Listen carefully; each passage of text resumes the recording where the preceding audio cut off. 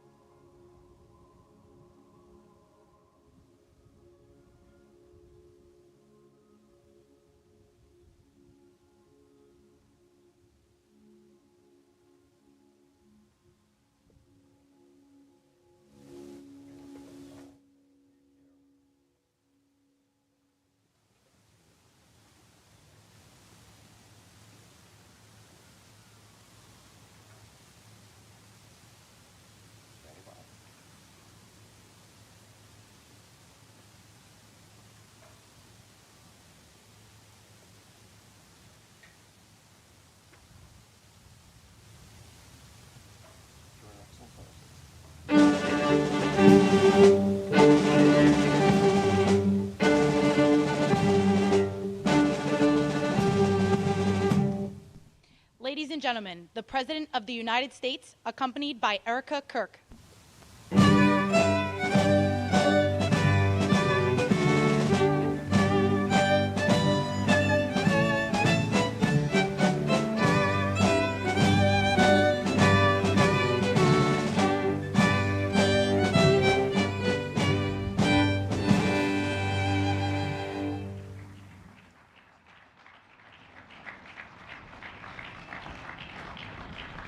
Thank you very much, everybody. Please, this is such an honor.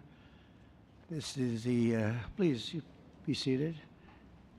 This is the first time we've been at the new and improved Rose Garden, and people are loving it. They're loving it like they've not loved a lot of things. We have the Presidential Walk of Fame, which you just saw, and it just opened. We wanted to get it open for this occasion. We were hoping we were able to get outside, and the weather allowed us to. It was supposed to be a terrible rainy day. I was telling Eric, and God was watching, and he didn't want that for Charlie. He just didn't want that. So it's really beautiful. It couldn't be more beautiful. Today we're here to honor and remember a fearless warrior for liberty, beloved leader who galvanized the next generation like nobody I've ever seen before, and an American patriot of the deepest conviction, the finest quality and the highest caliber, the late, great Charlie Kirk.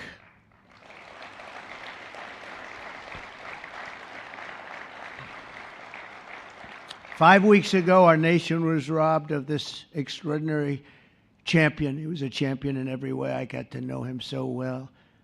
He didn't like losing, and he was able to fight people that were enemies, and he didn't necessarily love those enemies so much. You know, I heard he loved his enemies, and I said, wait a minute, is that the same Charlie that I know? I'm not sure, but I didn't want to get into it. But it was a horrible, heinous, demonic act of murder. He was assassinated in the prime of his life for boldly speaking the truth, for living his faith and relentlessly fighting for a better and stronger America. He loved this country. And that's why this afternoon it's my privilege to posthumously award Charles James Kirk our nation's highest civilian honor, the Presidential Medal of Freedom. Thank you.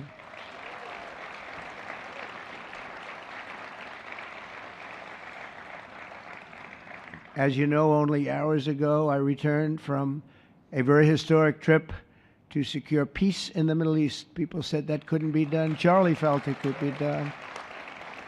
Charlie felt it could be done. Thank you. Thank you. Thank you very much. But I raced back halfway around the globe. I was going to call Erika and say, Erika, could you maybe move it to Friday? And I didn't have the courage to call. But you know why I didn't call? Because I heard today was Charlie's birthday. And I said, you know, that was a definite. And I said, we're going to have to forget about some of those very big, very rich countries that expected me to be there. And I can tell you, based on the length of that flight, I wouldn't want to go back tomorrow. But I would not have missed this moment for anything in the world. Nothing. And it's a very important time for our country, and our country is doing so well. It's never done better. We are a country with almost now $18 trillion of investment coming in. Nobody's ever seen anything like that. Previous administration had less than $1 trillion for 4 years. We have more than 18, it'll be much more than 20 by the time the year, more than $20 trillion. There's never been a country in the world that had anything like that. What's happened to our country is incredible in a short period of time. Charlie was a big person for, sir, can we close up those borders, please, a little bit? You know, they're really leaking badly. I said, Charlie, I haven't gotten there yet. But, you know, it came out last 4 months. Literally nobody was allowed into our country. And the only people that were allowed in were people that came in legally. The borders are absolutely stone cold closed. And they reported 0, 0, 0, and 0. So that's pretty good. but he was a big believer. He wanted people in the country more than I did, frankly. He wanted them to come in legally, and he got his wish. October 14th is Charlie's birthday, and he should have been turning 32 years old. I tell you, when I first met him, he was like 22, and I said, boy, he's awfully young, but I thought he was older than that, you know. He looked a little bit older than his age. That's okay, you know. That's not good when you're old, but when you're young, it's great. He had the best of all things, but he was special. But instead, Charlie is attaining a far more important milestone. We're entering his name forever into the eternal roster of true American heroes. He's a true American hero, an amazing person, way, way beyond his years. And I'm honored to be joined by a woman who has endured unspeakable hardship with unbelievable strength, and that's Charlie's widow, Erika. And I just want to thank you, Erika. He loved you so much. I was with him. Oh, please. Thank you, darling. Thank you.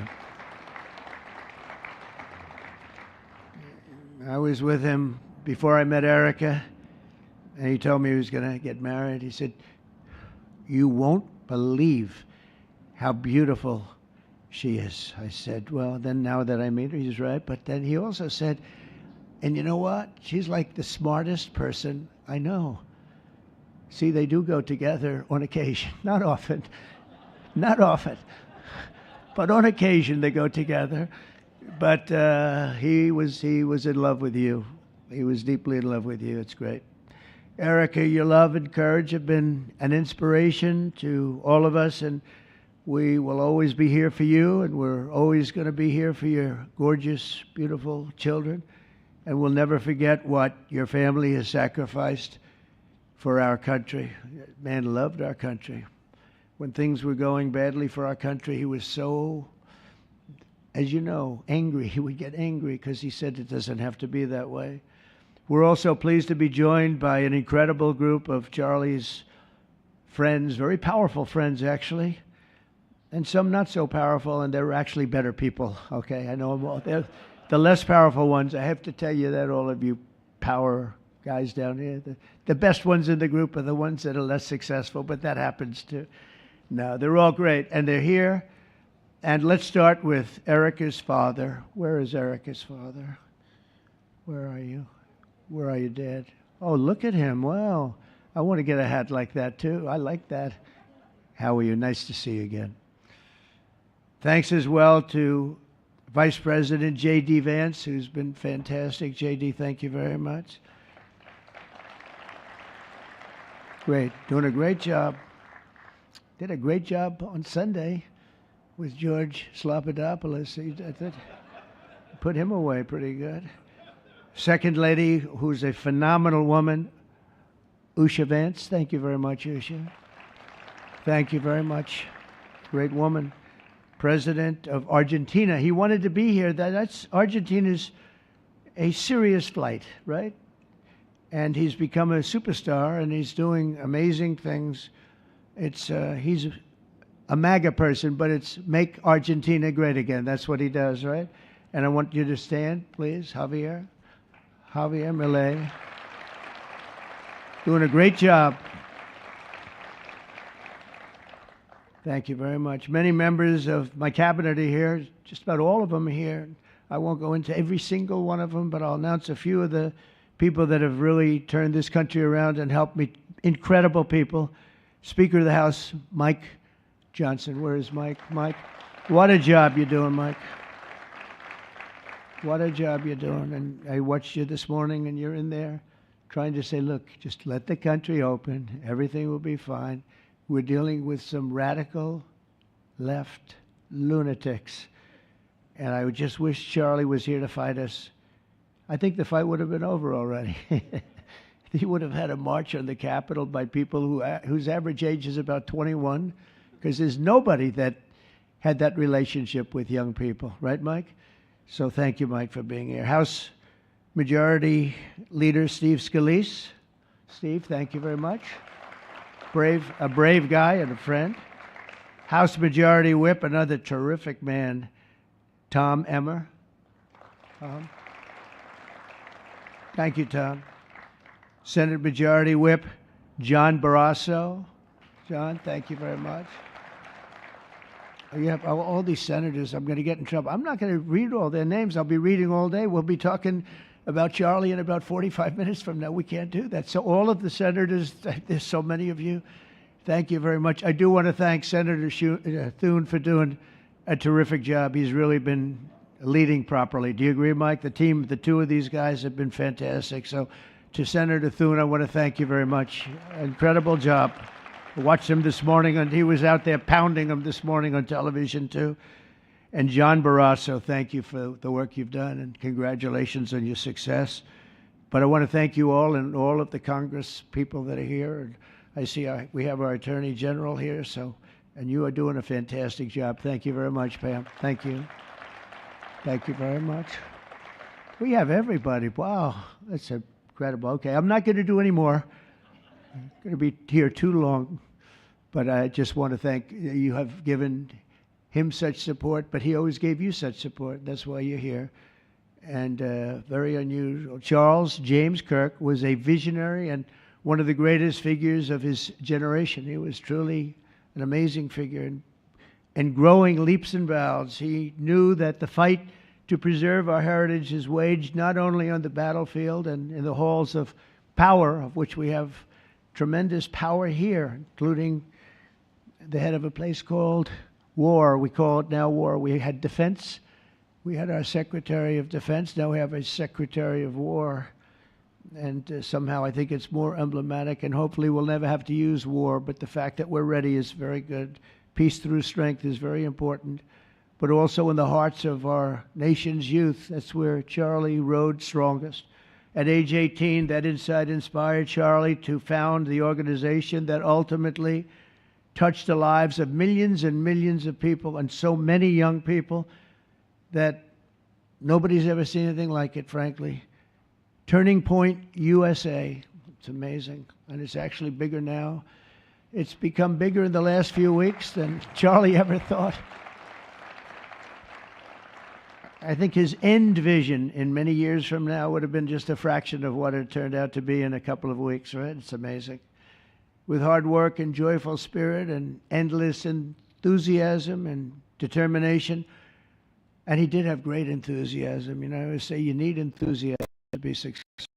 Enthusiasm. Charlie grew Turning Point into the largest conservative youth organization in the entire country.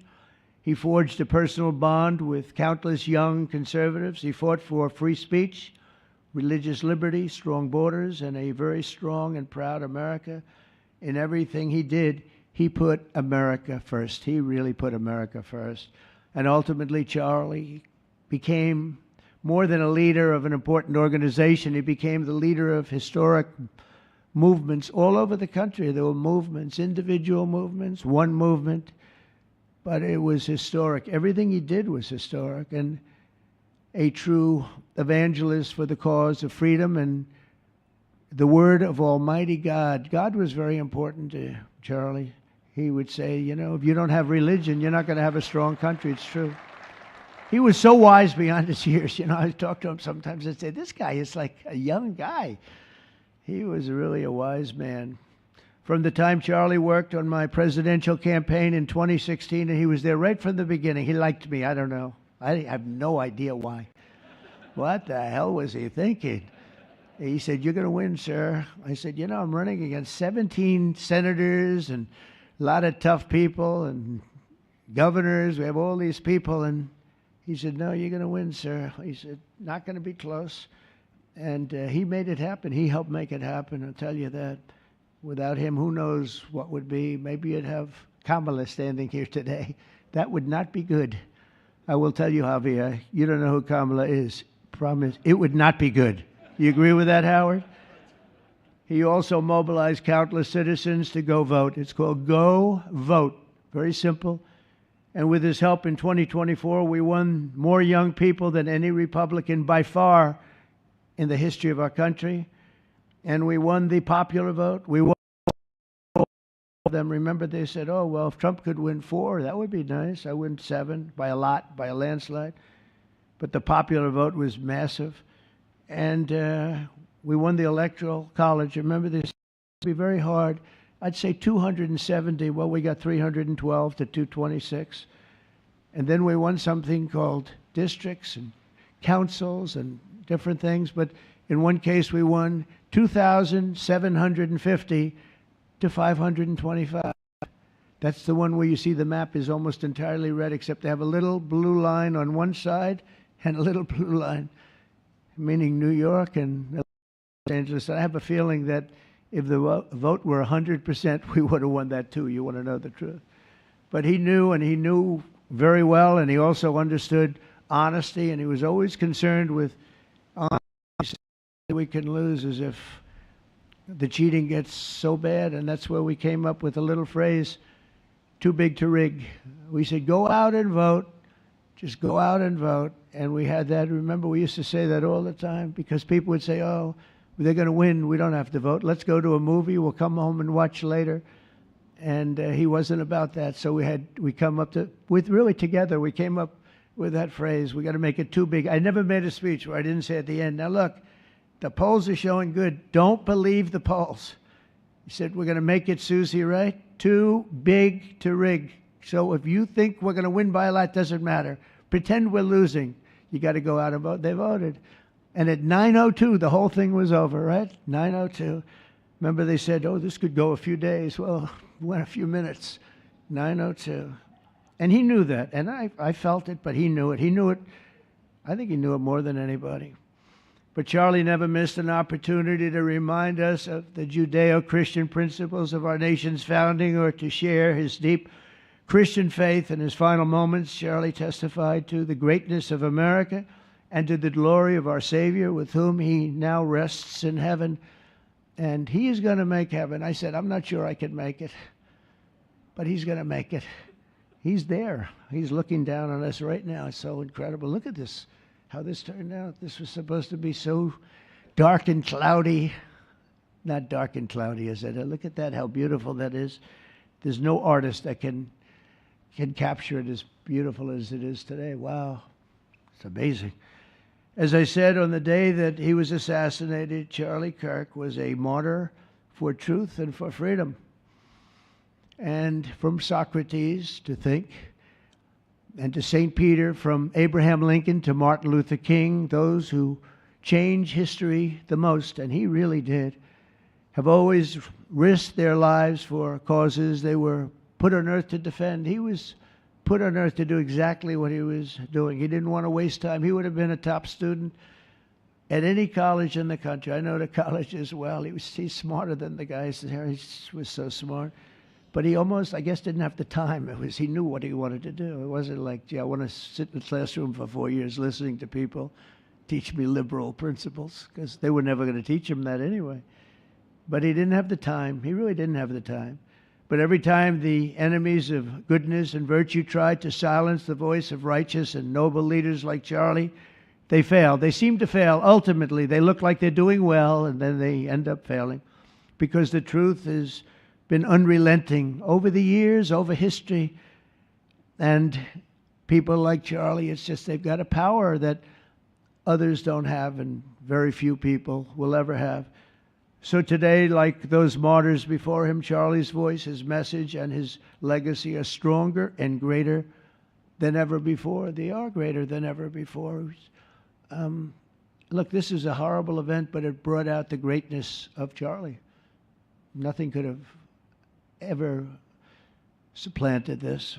It's incredible, the way people are talking about him. And with great love. I mean, I read so many stories about some of the enemies, but I watch the enemies, and it's hard for them to speak badly about him because they just don't. And then you do have people in the days since Charlie's killing, we've seen exactly why our country so dearly needed his example. We've watched legions of far-left radicals resort to desperate acts of violence and terror because they know that their ideas and arguments are persuading no one. They know that they're failing. They have the devil's ideology, and they're failing, and they know it. They feel it. and they become violent. They seem to become very violent on the left. They've rammed vehicles into federal law enforcement, fired sniper rifles at ICE agents, and me, But I made a turn at a good time. I turned to the right. Charlie couldn't believe it, actually. He said, "How the hell did you make that turn?" I said, "I don't know." But fired rifles and threatened the lives of our Supreme Court justices, our great justices. They have to be protected. We just issued a lot of money, $60 million, to protect the Supreme Court justices. Very important. We can't let anything happen. In places of worship, we're protecting our people. We've seen that a candidate for Attorney General in Virginia boasted that he would want to see the Republican legislature, a legislator in Virginia, shot in the head and to see his children murdered. He actually said this. And now he continues to run for office, and most people continue to back him, but he said he wants his man shot. He said shot in the head and to see his children murdered. And they keep running. Pretty amazing, right? That's a bad one. Let's see how that turns out, but that's a really bad one. Nobody's heard that one before. Especially in the wake of Charlie's assassination, our country must have absolutely no tolerance for this radical left violence, extremism, and terror. We're done with the angry mobs, and we're not going to let our cities be unsafe. We're going to make sure our cities are safe. When you have Chicago, where they had 4,000 people murdered over a very short period of time, 4,000 people, and then we have a governor stand up and say, "Oh, things are going swimmingly." No, they're not. We're going to make Chicago safe, just like we're going to make. Look what we did in D.C. It's so nice that we started here, because this was one of the most violent places in the United States. It'd be dangerous to be right out here. But you couldn't go to a restaurant. The restaurants were all dying. The whole place was dying. You'd have these gorgeous, look at the Washington Monument over there. You'd have these gorgeous buildings and monuments and structures. And people were afraid to leave their apartment. They were afraid to go to work. They'd get into an Uber, and they'd feel safe, and then the Uber would be attacked. They thought they made it, and then the Uber was attacked on the trip in. But we've done a great job, and now it's considered a totally safe city. We haven't had problems.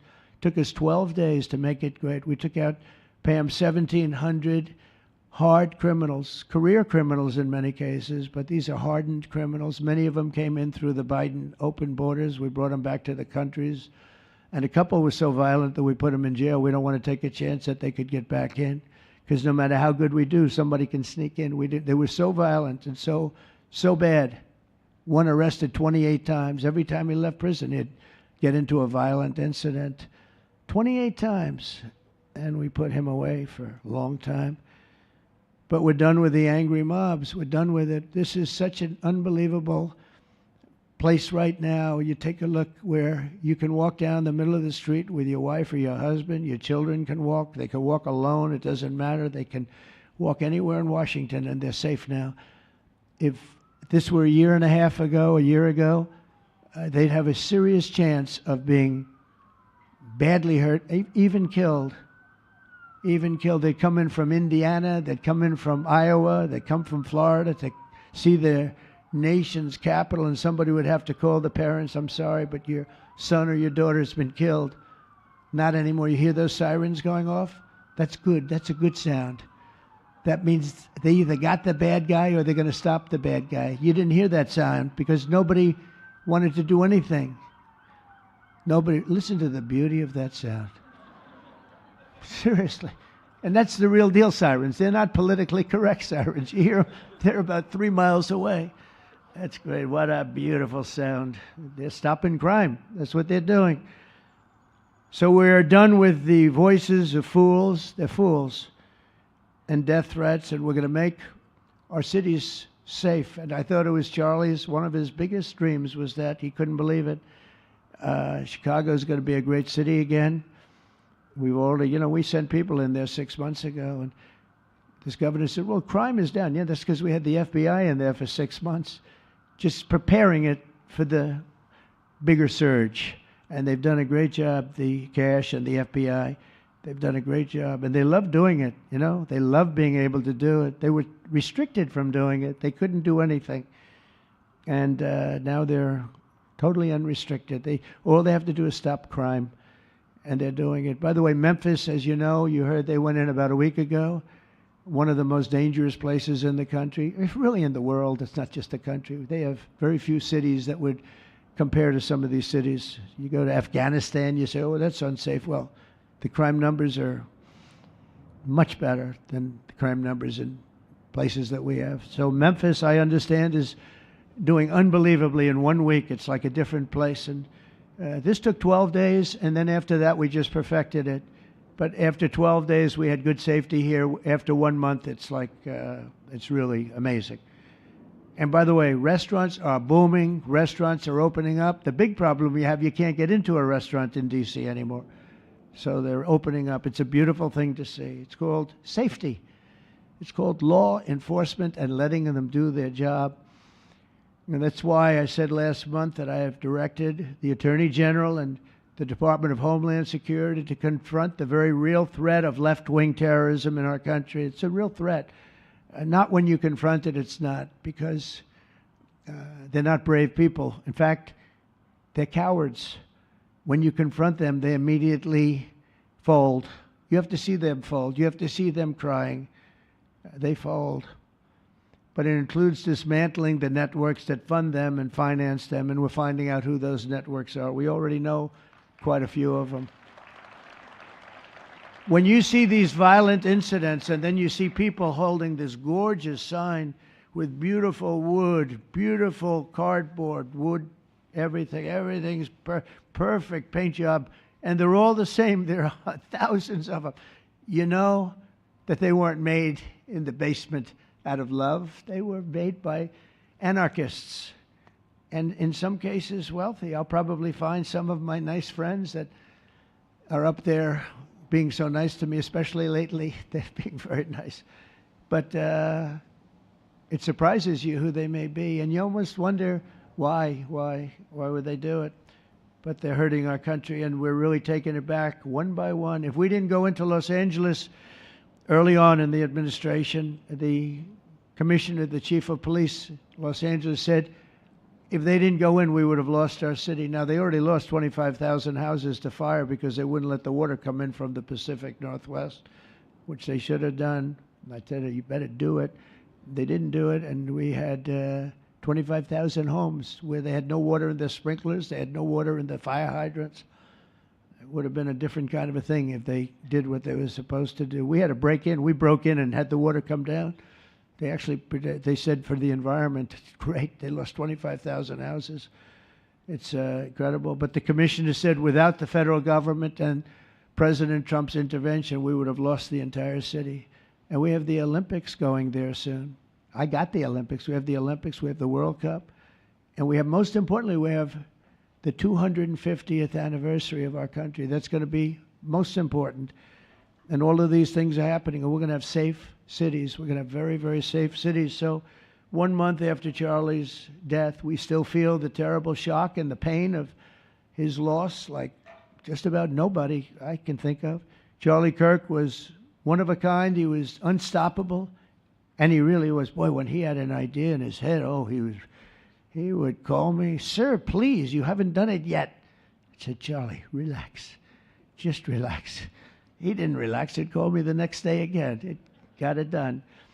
But he was like indomitable and always will be. He's really irreplaceable. Nobody going to replace him. But they're going to do great. But you can't replace that kind of person and that kind of talent, frankly. The word talent is an important word, but that kind of talent. So we hold his memory in our hearts forever. Every single day of this administration, we will continue to carry out the mission for which he lived, and he really did. He lived for this country. He lived for his wife and his family, but he lived for this country too. In Charlie's honor, we will continue like we have been to fight, and to win. We're going to win so much.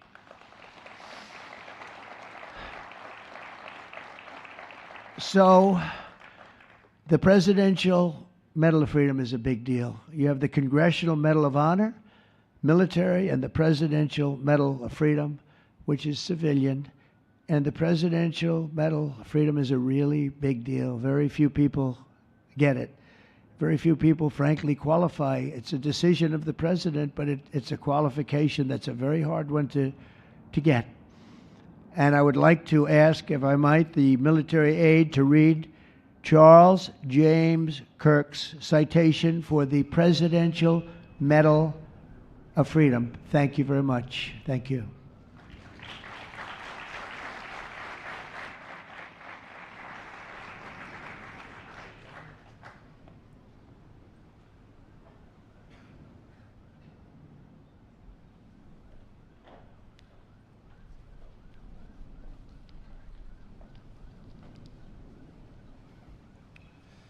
The Presidential Medal of Freedom is awarded to Charles James Kirk.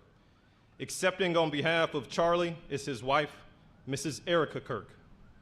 Charlie Kirk was one of the most influential American political figures of his generation.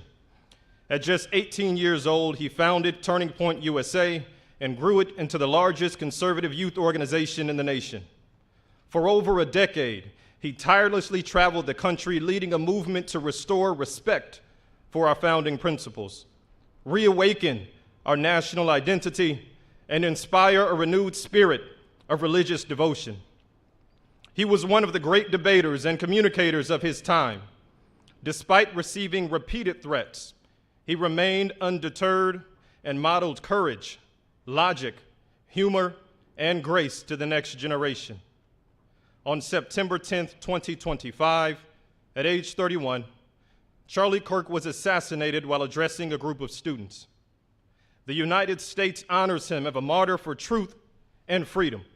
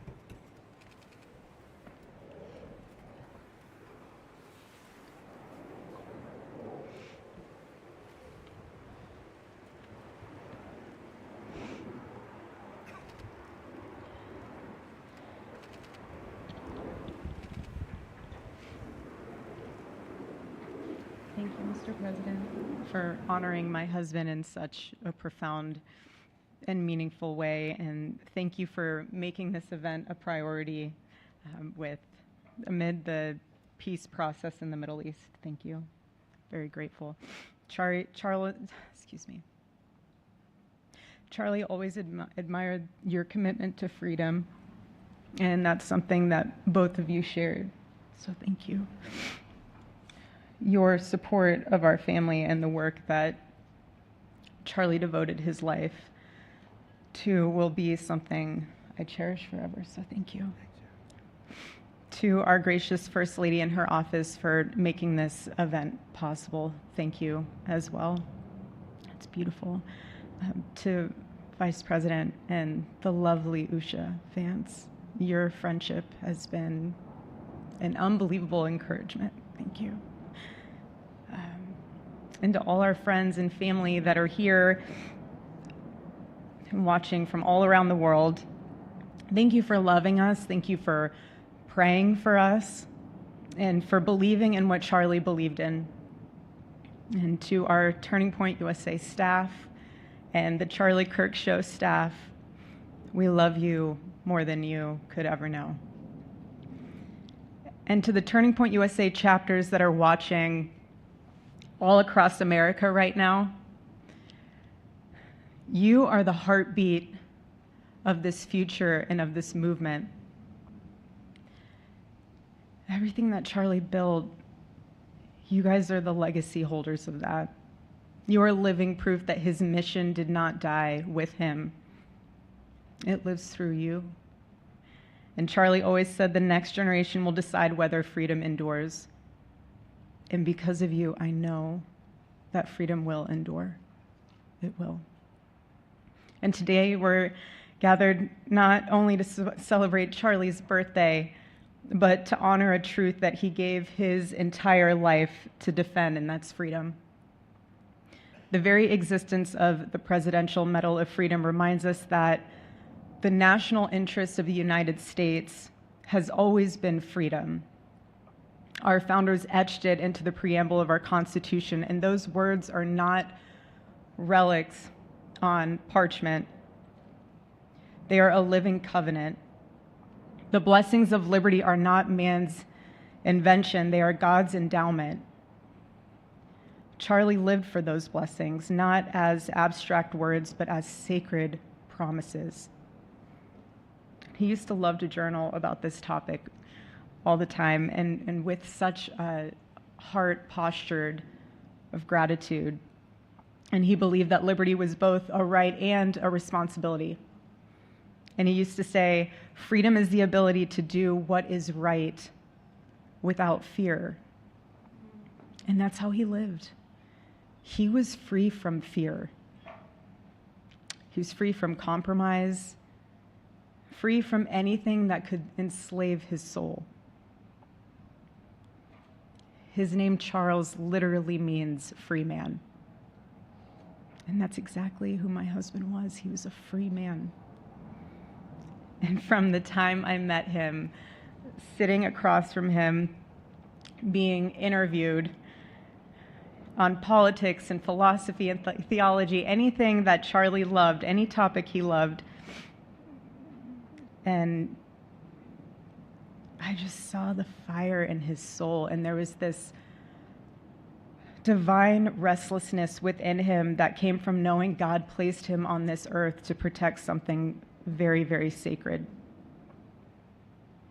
for all of us. And he never stopped fighting for people to experience freedom. He didn't.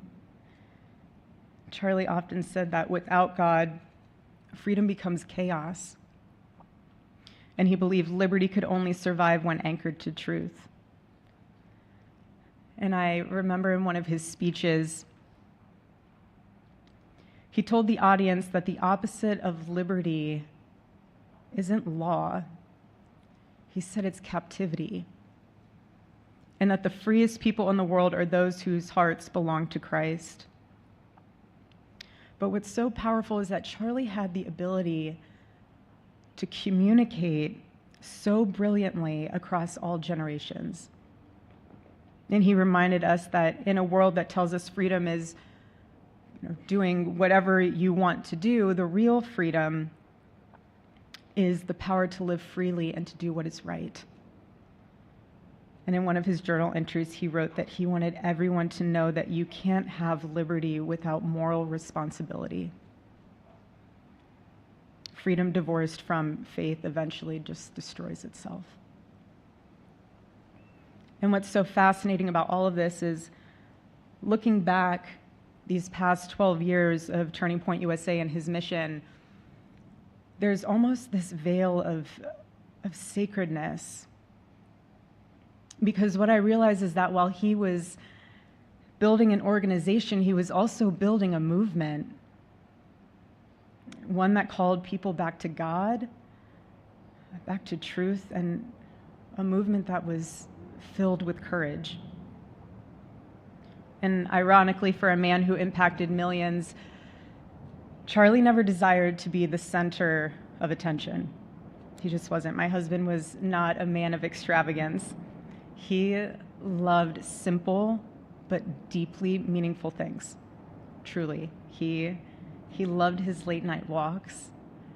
He loved buying more books than he could ever read because he felt there was no such thing as a book budget. And he loved being able to read to our kids the same bedtime story on repeat because he knew it was their favorite. But to him, that was special. And he loved to sit in the sun on a Saturday morning with his cup of decaf coffee and his phone was off because he was honoring the Sabbath. And for him, it was that moment to catch his breath and just be in peace, because he was unreachable at the moment, and he preferred quiet birthdays. But that never stopped me from telling him. I told him every single year, I said, baby, I love your birthday. I said, because it's the day that God knew the world couldn't go another day without you.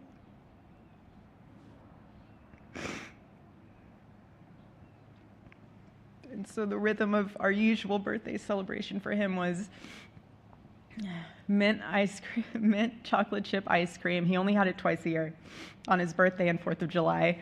It's just, and then after that, it was back to work as usual. But last year, his one birthday wish was to see the Oregon Ducks play the Ohio State. And they won. Oregon won that night. And it was by far one of the most memorable nights of his birthday experience of his life until today. And so, honestly, President Trump, I have spent 7.5 years trying to find the perfect birthday gift for Charlie. And it's so difficult. And those of you that have spouses or loved ones, you know how difficult it is sometimes to buy a gift for someone that you love, because he wasn't a materialistic man, so that also did not help. But now I can say with confidence, Mr. President, that you have given him the best birthday gift he could ever have.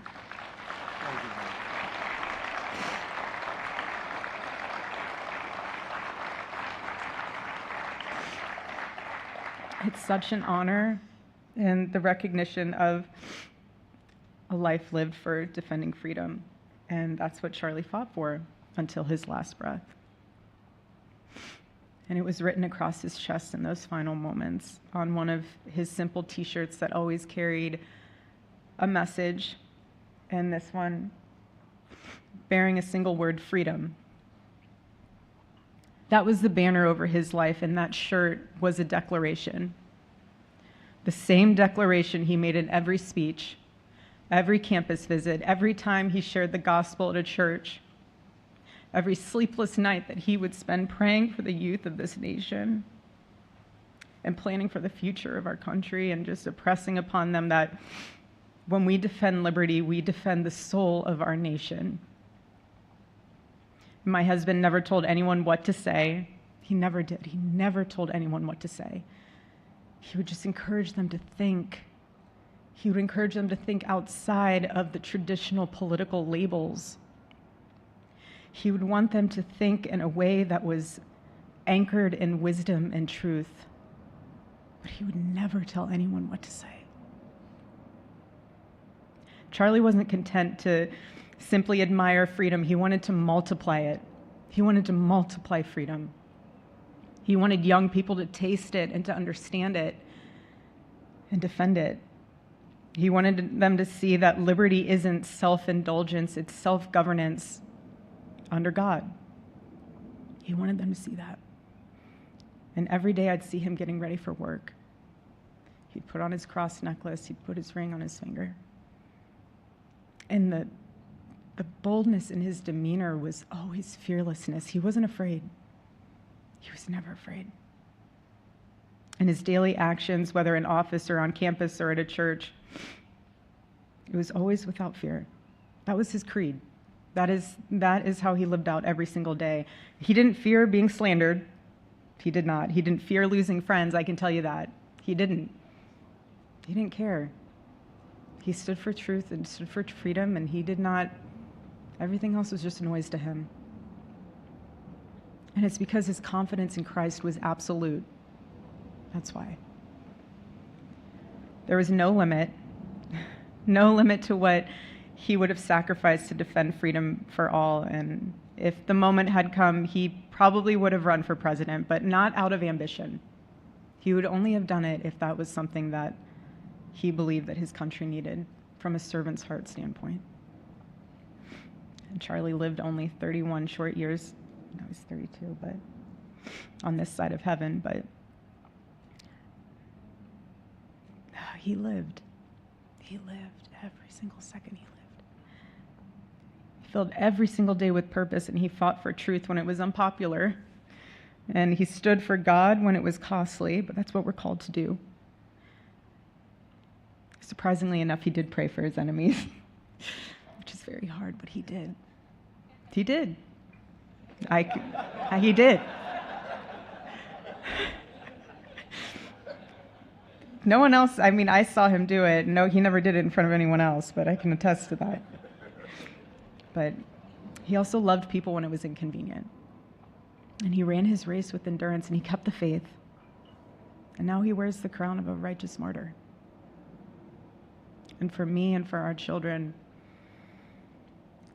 the truth really steadies our grief, because heaven gained what earth could no longer contain: a free man made fully free. And to all watching, this is not a ceremony. This is a commissioning. And my message is simple. I want you to be the embodiment of this medal. I do.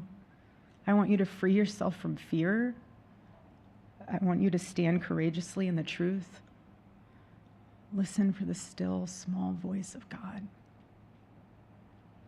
And remember that while freedom is inherited in this country, each of us must be intentional stewards every single day. God began a mighty work through my husband, and I intend to see it through.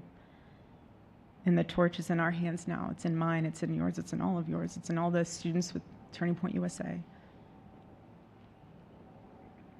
And before I close, I'll share with you that I asked our daughter what she would like to say to Daddy for his birthday. Excuse me.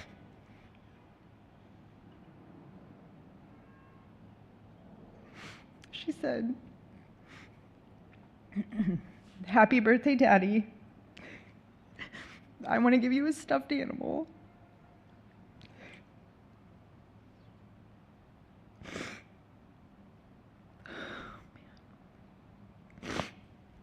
I want you to eat a cupcake with ice cream, and I want you to go have a birthday surprise. I love you," is what she said.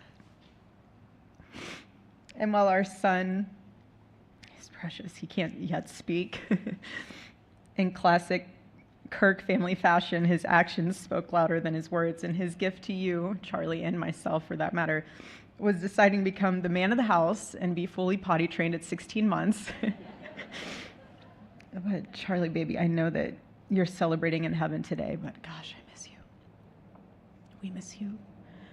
And we love you, and we promise we'll make you proud. And Charlie's life was proof that freedom is not a theory, it's a testimony. He showed us that liberty begins not in the halls of power, but in the man of a heart surrendered to God. And so today, as we honor Charlie with this incredible Presidential Medal of Freedom on his birthday, I stand here with tears and just a humbled heart and spirit, because his story reminds us all that to live free is the greatest gift, but to die free is the greatest victory. Happy birthday, my Charlie. Happy Freedom Day. God bless you.